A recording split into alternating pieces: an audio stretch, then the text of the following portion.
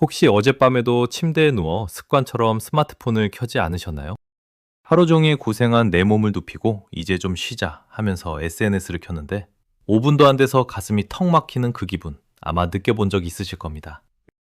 화면 속 세상은 그야말로 나 빼고 다 축제입니다. 누구는 이번 부장에서 코인으로 수억을 벌어 차를 바꿨다고 인증하고 누구는 한겨울에 따뜻한 동남아 리조트에서 칵테일 마시는 사진을 올립니다. 다들 너무 행복해 보이고 다들 너무 부자 같습니다.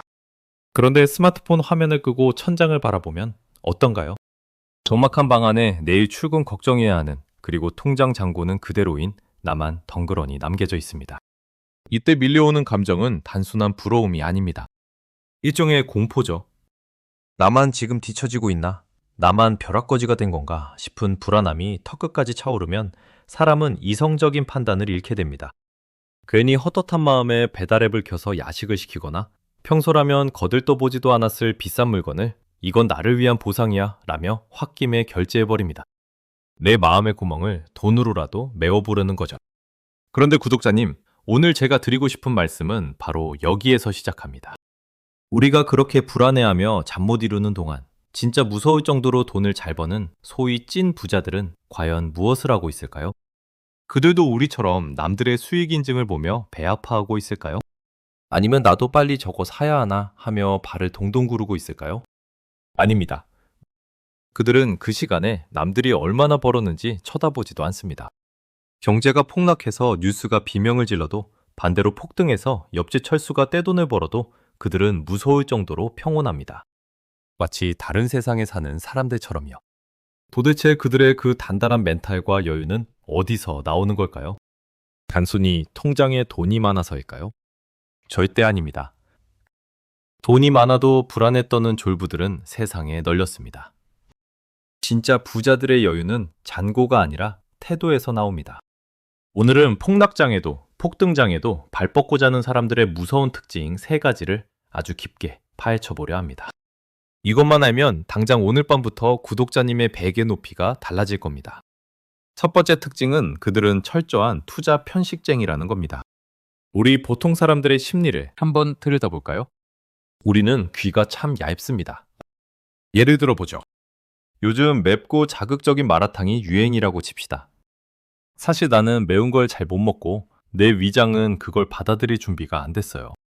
그런데 친구들이, 직장 동료들이 다들 요즘 마라탕 안 먹으면 대화가 안 되라면서 우르르 몰려갑니다. 그러면 우리는 어떤 마음이 드나요? 막 미친 듯이 달려가진 않더라도 괜히 그 식당 앞을 기웃거리게 됩니다. 나만 안 먹으면 유행에 뒤처지나 다들 먹는데 나도 한번 먹어봐야 하나 싶어 마음이 흔들리죠. 이게 투자 시장에서도 똑같이 일어납니다. 연일 뉴스에서 급등주 이야기를 하고 코인으로 대박난 옆팀 김대리 이야기가 들리면 내 투자 기준 따위는 순식간에 사라집니다. 아, 적금 깨서 들어갈까? 지금이라도 올라탈까 하며 내 입맛에도 안 맞는 내가 전혀 모르는 메뉴판을 들여다보게 되는 겁니다. 그러다 덜컥 주문을 하죠. 결과는 뻔합니다. 배탈이 나서 손실을 보거나 남들처럼 맛있게 못 먹어서 속만 쓰리게 됩니다. 이게 바로 포모 증후군의 실체입니다. 하지만 진짜 부자들은 다릅니다. 그들은 남들이 줄을 서든 말든 내 입맛에 맞는 메뉴, 즉 내가 확실히 아는 투자만 고집합니다.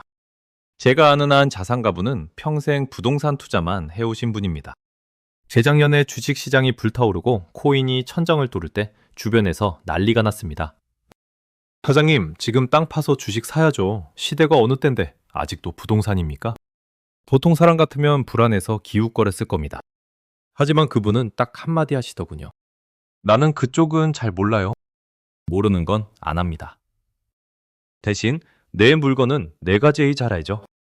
이게 바로 워렌 버핏이 말한 능력의 원입니다. 버핏과 찰리 먼거는 주주총회에서 늘 강조합니다. 우리는 우리가 이해하지 못하는 기술주에는 투자하지 않는다. 남들이 그걸로 돈을 벌어도 박수 쳐주면 그만이다. 내가 100% 이해하지 못한 곳에는 이론도 넣지 않는다는 원칙. 이 확실한 기준이 있기 때문에 시장이 요동쳐도 그들의 마음은 호수처럼 잔잔한 겁니다. 내가 모르는 돈은 내 돈이 아니다라는 사실을 인정하는 것, 그게 여유의 첫 번째 조건입니다. 두 번째 특징은 위기가 닥쳤을 때 감정을 뺀다는 것입니다. 경제가 항상 좋을 수만은 없죠.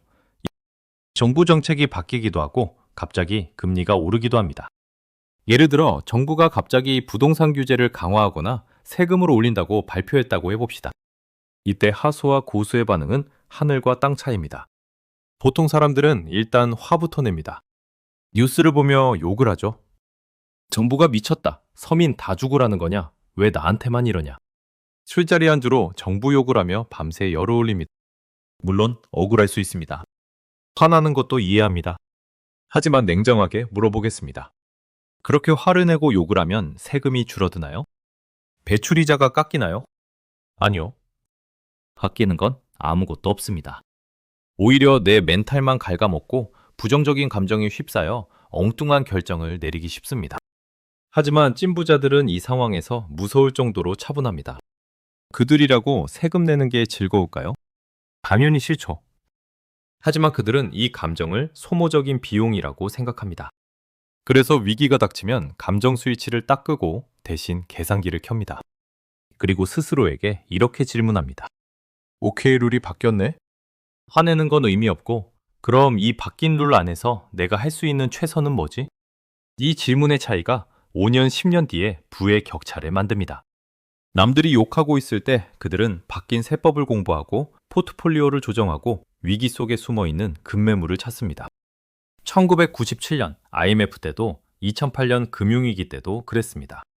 모두가 나라 망했다고 공포에 떨며 투매할 때 감정을 걷어낸 사람들은 그것을 박앤세일 기간으로 정의하고 자산을 쓸어 담았습니다. 상황을 탓하지 않고 대응책을 찾는다. 이것이 그들이 어떤 폭락장에서도 발 뻗고 자는 두 번째 비결입니다.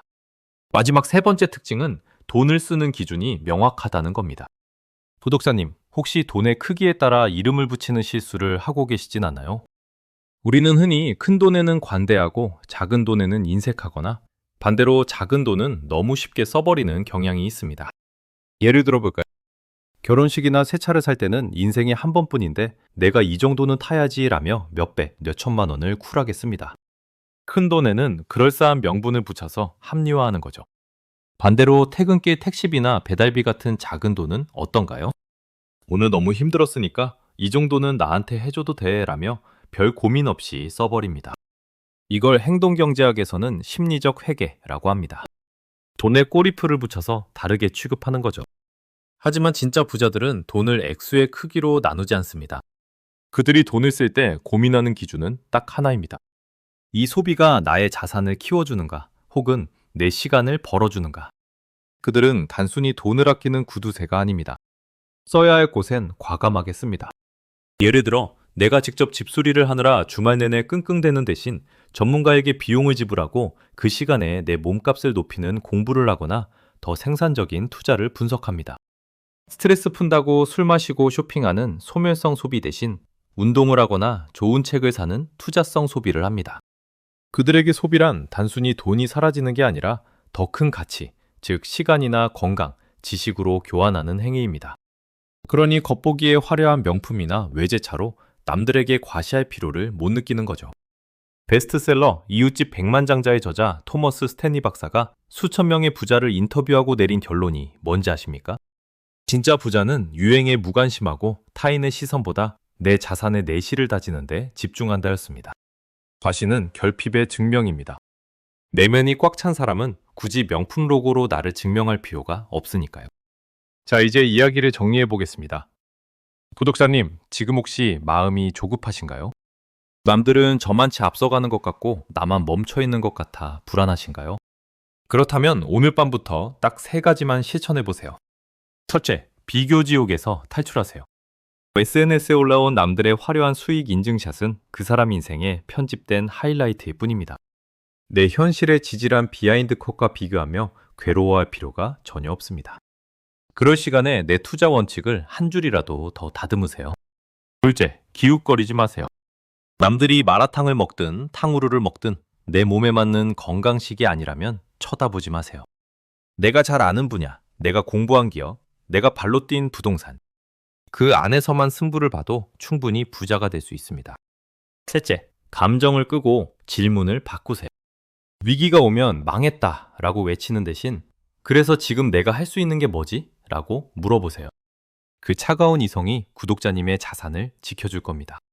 부자가 되는 길은 속도전이 아니라 지구전입니다. 빨리 가는 것보다 중요한 건 나만의 기준을 가지고 흔들리지 않고 가는 것입니다. 남들 속도에 맞추지 마세요. 내 속도대로 뚜벅뚜벅 걸어가다 보면 결국 우리는 부자라는 목적지에서 만나게 될 겁니다. 오늘 밤은 스마트폰을 내려놓고 남들의 소음이 아닌 내 마음의 소리에 귀 기울여 보시기 바랍니다. 불안함은 내려놓고 확신만 챙겨서 꿀잠 주무세요.